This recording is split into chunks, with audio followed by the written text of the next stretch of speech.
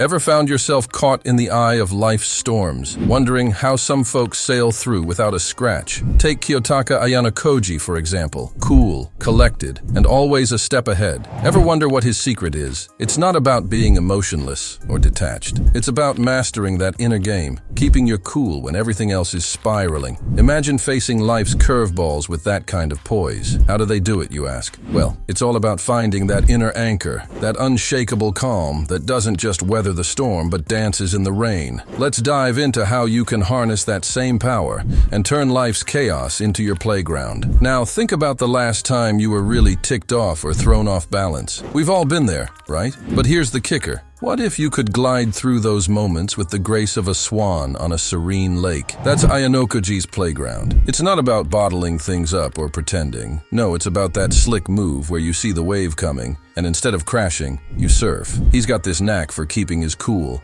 making it look like he's always holding the winning hand, even when the deck's stacked against him. So how do you level up to this kind of emotional ninja status? It starts with a little self-talk, a pinch of perspective, and a whole lot of practice in not giving your power away every time life decides to poke you. Think about it. What if your calm was the loudest thing in the room? Now, that's a game changer. You know those moments when everyone around seems to be jumping into the fray, eager to put in their 2 cents. There's a different kind of strength in stepping back, in observing. It's like watching the pieces on a chessboard, seeing the bigger picture while others get caught up in their next move. Ayanokoji nails this. He's not on the sidelines. He's just playing a different game, one where silence speaks volumes. Ever thought about the power of just watching, learning, understanding what's really going on before diving in? It's not about being passive, it's about being strategic. There's wisdom in watching the leaves rustle before the storm hits, in understanding the currents before you set sail. How often do we miss what's right in front of us because we're too busy reacting? Next time you're in the thick of it, try taking a step back. You might just find that this vantage point is where your true power lies. Ready to see the forest for the trees? Ever noticed how words once spoken can't be taken back? They're like arrows. Once released, they're bound to leave a mark. That's where the art of strategic silence comes in, coupled with the power of selective speech. It's about knowing when to speak up and when to let the silence do the talking. Ayanokoji's got this down to a science. He's not quiet because he has nothing to say. He's quiet because he knows the impact of saying just the right thing at the right time. Imagine having that kind of precision, where every word you say carries weight, where your silence can be just as loud as your words. It's about making your words count, about understanding the ripple effect they can have.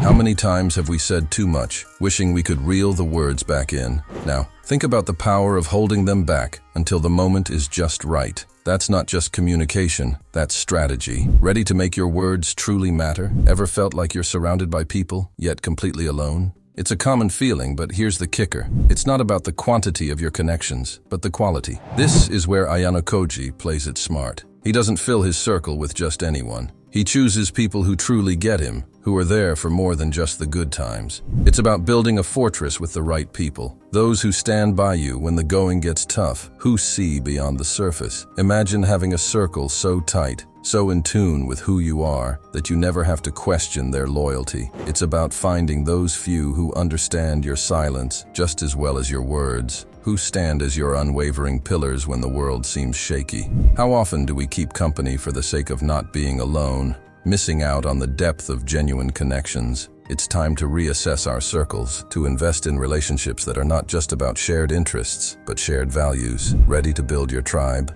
Have you ever stopped to think about where true happiness comes from? It's easy to get caught up in the external chase, the next big thing, the next achievement. But take a leaf out of Ayanokoji's book. The guy's a fortress of calm because he knows happiness is an inside job. It's not about what you have or what you do. It's about being at peace with who you are. This inner contentment, this self-sufficiency, it's like a well that never runs dry, no matter the drought outside. Imagine not being swayed by every passing storm, not because you're indifferent, but because you're anchored deep within. How liberating would it be to find that kind of contentment within yourself, to not hinge your happiness on things you can't control? It's about building your inner sanctuary, a place where you're enough, all by yourself, ready to tap into that wellspring of contentment.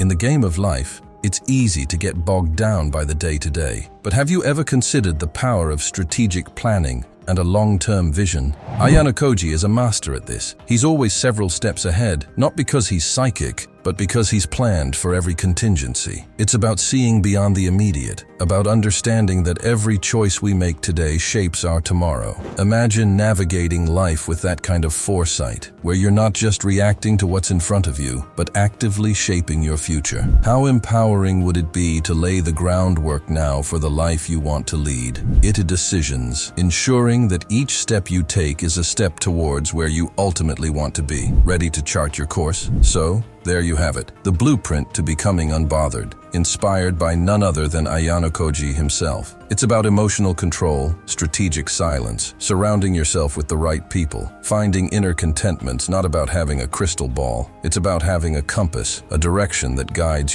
and having a vision for your future. But here's the thing, it's not just about knowing these strategies, it's about putting them into action. So, what's your take on this? Have you tried any of these strategies in your own life? Share your thoughts, experiences, and let's keep the conversation going. Don't forget to like, share, and subscribe for more insights into navigating life with the calm and precision of a strategist, ready to take the first step towards your unbothered journey.